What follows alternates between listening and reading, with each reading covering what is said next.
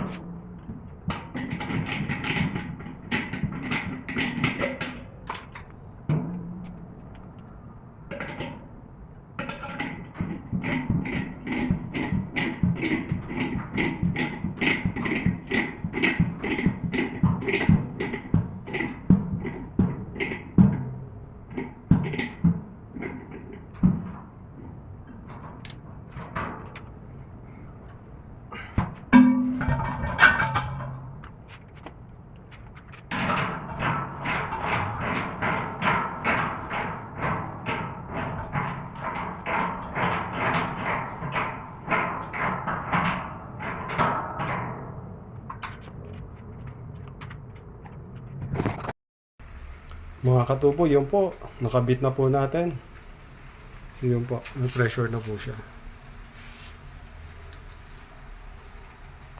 So yun po mga katubo, lagi kong sinasabi sa mga dugtungan po, lagi po tayo maglalagay ng union patente. Para kung magpapalit po ng pressure tanks in the future po, ay madali na po. So yun guys, thank you for watching.